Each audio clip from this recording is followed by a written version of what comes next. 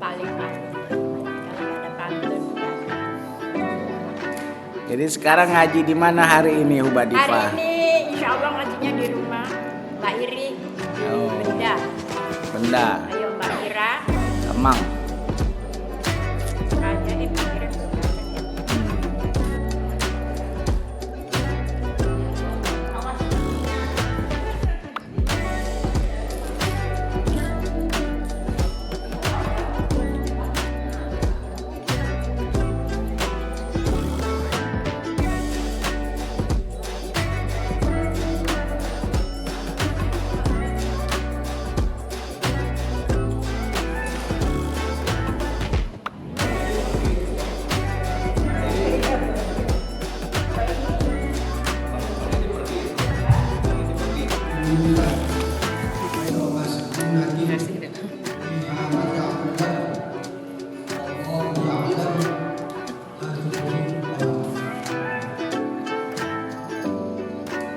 Tandai dulu.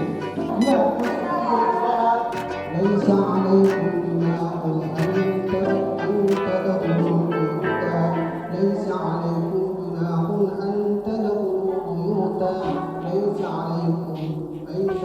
Laisa alaikum junahun an. Hari ini kita menghafal aliran itu ayat 9. Jadi kita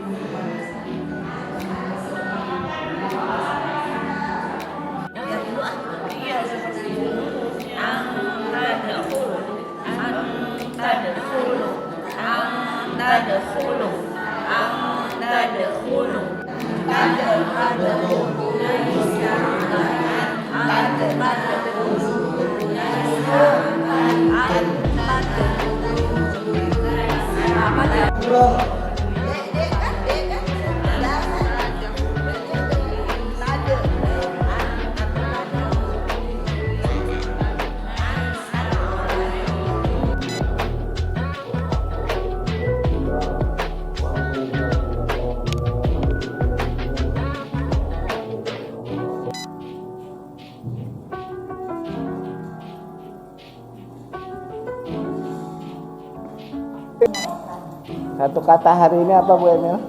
Menyenangkan. Menyenangkan, apanya menyenangkan? Tadi apa namanya, menghafal ayat 29. Oh gitu. Dengan cara baru ya. Hafal nggak? Baru. Lumayan. Coba. Enggak ah. Aku jadi grogi kalau di depan Pak. Baru 37. Alhamdulillah. Berapa? Baru 37. 37. Udah ngaji di Huba Diva berapa lama? Aduh, udah lama banget tuh 10 tahun kali. Udah 10 tahun ada kali ya? Oh gitu. Awet ya? Kenapa? Awet. Alhamdulillah, karena menyenangkan, aku suka banget kesini, bahagia banget ketemu anak-anak muda yang pinter-pinter kayak Mbak Mira.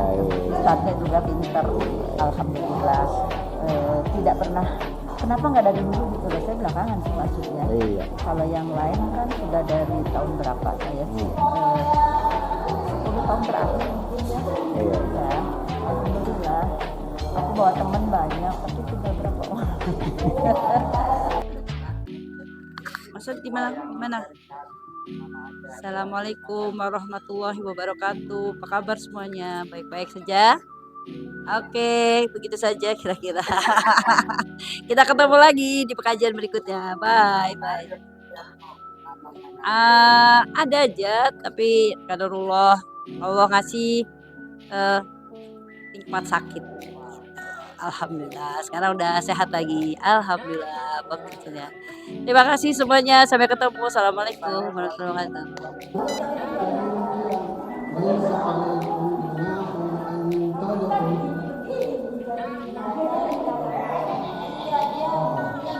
Bisa juga begini kan kawan-kawan. Ada pesan-pesan Bang Edi? Semangat, Semangat apa? semangat jalan Allah. Benar, sulit bang kalau ada perubahan. Ada apa-apa, ya kan? Hajinya, sholatnya, zikirnya, sedekahnya, ibadah wajibnya, tetap semangat. Iya. Oke? Kata hari ini Mantap, alhamdulillah. Satu ayat, dapat ayat berapa? ayat 26, 29. 29. Iya, 29. Masya Allah. Menu spesial kita hari ini adalah Tahu campur. tahu campur. Tongseng ayam. Tongseng, Masya Allah. Tahu Nusantara. Ada tahu campur dan ada tongseng ayam, Masya Keluar. Allah. Mesti tahu campur campurnya jadi. Tahu campur. Perbuatan siapa itu tongseng dan tahu campur? Ibu Dewi kah? Ya, kalau ada Ini buatnya jam berapa Bu Iri masakan tadi? Pagi. Hah? Ya sudah. Pagi. Oh, bisa masak tongseng dari mana idenya? Dewi minta. Udah biasa. Oh, tahu campur? Iya, sama aja. Pada suka jadi begitu aja.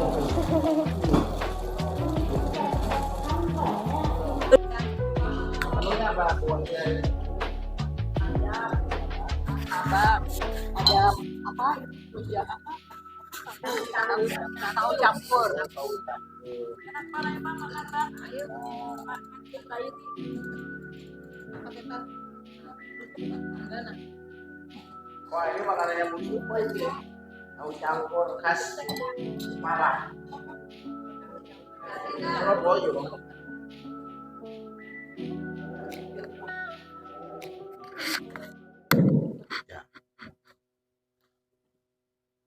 Umi-umi hubadifa yang dirahmati Allah Subhanahu wa taala. Mari kita lanjutkan kajian kita tentang sholat yang sudah berkali-kali juga sudah kita sampaikan. Namun perlu selalu ada pengulangan-pengulangan supaya kajian kita tentang sholat ini benar-benar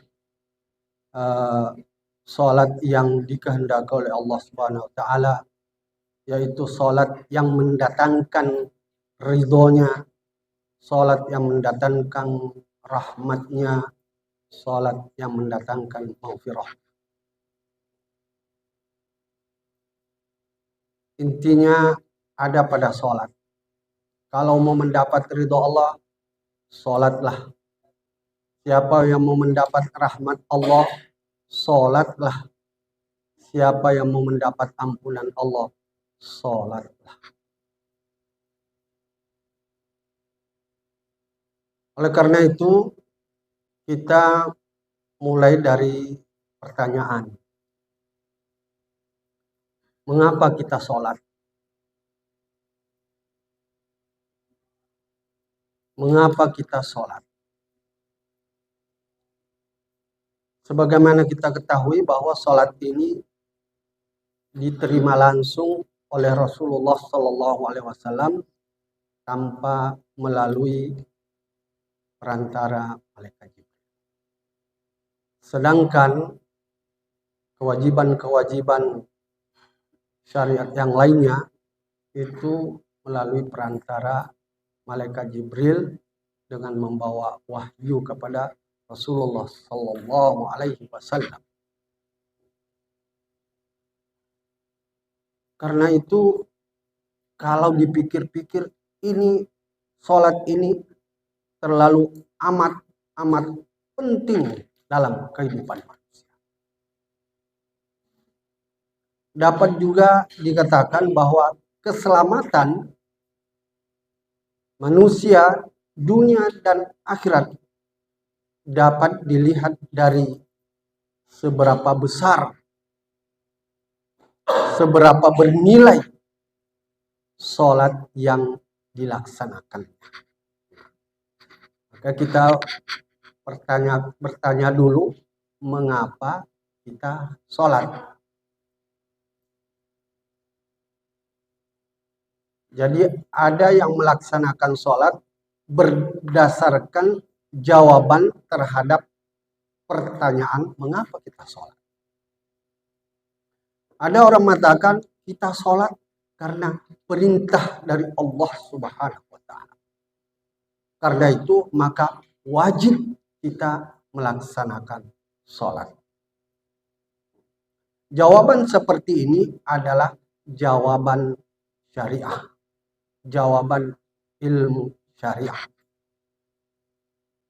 Ilmu syariah ini adalah sumbernya dari Al-Quran juga, tapi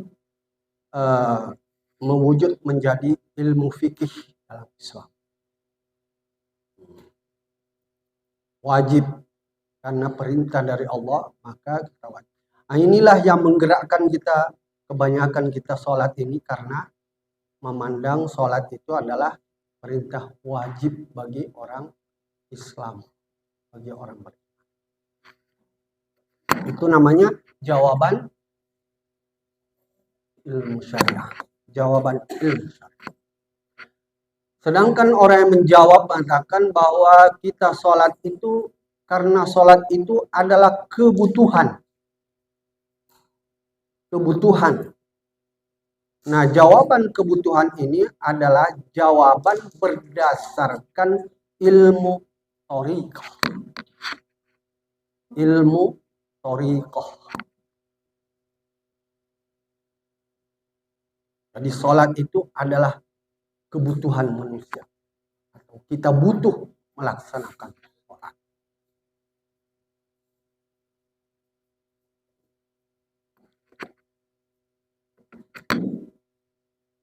Kalau tadi jawabannya syariah adalah perintah Allah, maka bagi orang yang sholat berdasarkan syariah, setelah dia melaksanakan merasa tenang. Tenang apanya? Tenang tubuhnya, tenang tubuh jasadnya, tenang perasaannya. Sedangkan orang yang menjawab tadi sholat karena kebutuhan, dia merasa tenang juga.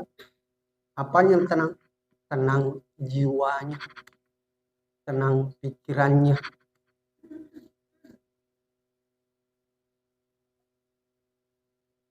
Dan yang ketiga, jawaban yang ketiga, mengapa kita sholat? Ini jawaban yang hakikat. Menurut ilmu hakikat, maka jawabannya sholat itu adalah fitrah bagi manusia. Fitrah bagi seluruh ciptaan Allah. Khususnya kepada manusia. Jadi sholat itu diberikan kepada manusia karena fitrah manusia itu sholat. Maka tenanglah hatinya ketika dia melaksanakan sholat sebagai fitrah. Atau tenanglah dirinya secara keseluruhan. Tenang tubuhnya, tenang pikirannya, tenang hatinya. Nah, itu orang yang melaksanakan sholat secara hakikat. Nah, seperti kita pernah juga jelaskan bahwa sholat semesta itu disebut dengan tawaf. sholat semesta disebut dengan tawaf, yaitu melingkar 7 kali. Sedangkan sholat yang dilaksanakan oleh kita manusia adalah ya sholat sendiri yang ada gerakannya dan bacaan.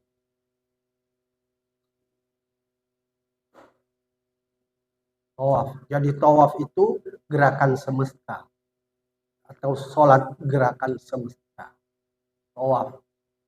Kalau kita sholat itu sholat gerakan manusia, tapi nilainya sama dengan gerakan tawaf. Itu kalau ada hitungan-hitungan matematiknya sama dengan 360 derajat. Sama. Nah, jadi maunya kita jawabannya seperti apa? Yang jawaban kemana? Jawaban nomor 3. Sholat secara hakikat, yaitu adalah fitrahnya manusia memang sholat.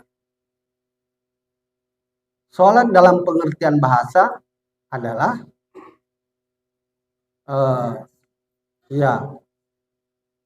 tersambung, terhubung, terkoneksi,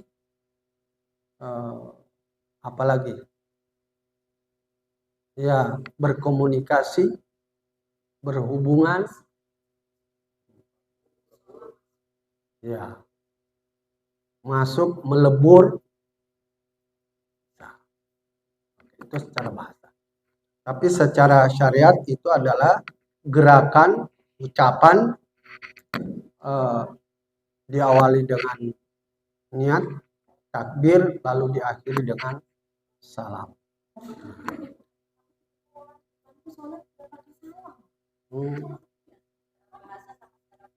Hah?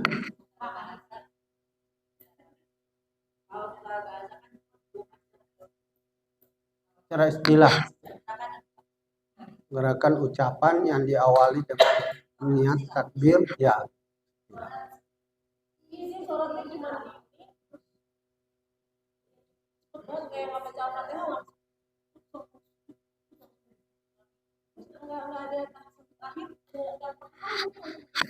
Iya, iya.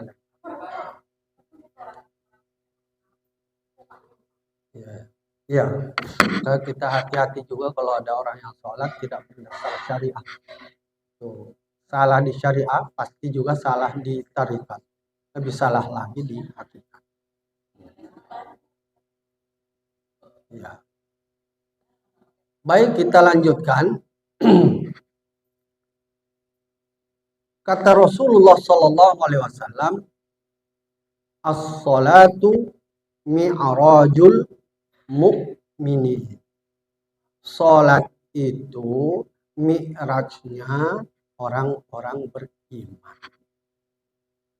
Artinya, kalau kita sholat berarti kita sedang mi'raj. Sebagaimana Rasulullah mi'raj menuju Allah untuk menerima perintah sholat. Ya.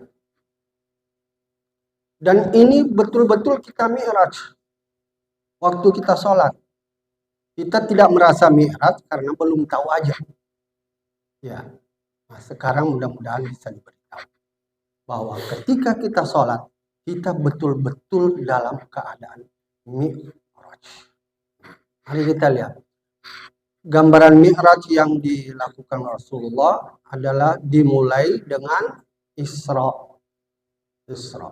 Maka Isra dalam menjelang sholat ini, memulai sholat, yaitu dimulai dari wudhu sampai kita berdiri di atas sajadah. Itu namanya perjalanan Isra, dari wudhu menuju ke tempat sajadah. Itu perjalanan horizontal. Perjalanan zahir.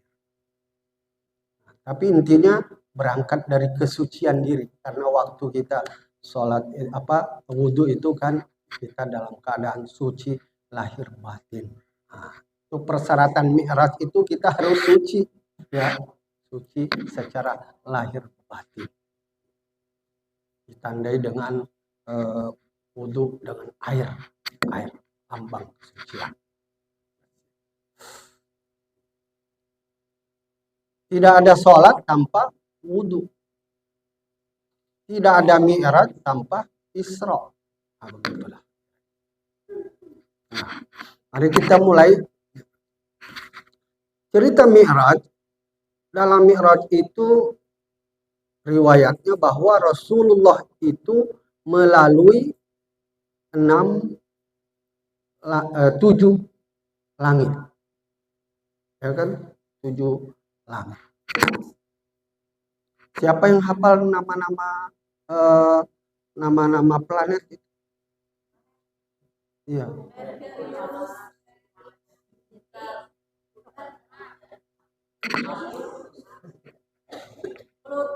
Iya. Ada 7 juga kayaknya ya. Merkurius, Venus, Bumi, Mars, Jupiter, Saturnus, Neptunus, Uranus, Saturnus, Uranus, Neptunus. 9 ya. Pluto tuh sekarang udah nggak ada planet karena terlalu kecil. Oh ya. Nah, Yaitu itu adalah bagian-bagian daripada dimensi-dimensi yang ada pada langit. Yang penting kita ketahui bahwa ada 7 langit, ada 7 tingkatan langit. Jadi kalau kita mulai mi'raj itu naik ke langit pertama, seterusnya kedua, ketiga, keempat sampai ke-7. Cara naik kita pernah semua naik pesawat. Kalau kita mau naik, kan pesawat itu tidak begitu, tidak vertikal ya. Tapi naiknya itu berputar spiral. Nah, ya. Ketika kita sholat, itu melalui juga langit-langit. Nah, langit-langit yang kita maksud di sini dalam sholat, itu adalah dimensi-dimensi yang kita lalui sampai ke akhir sholat. Dimensi apa saja itu? Dimensi tentu 7 juga.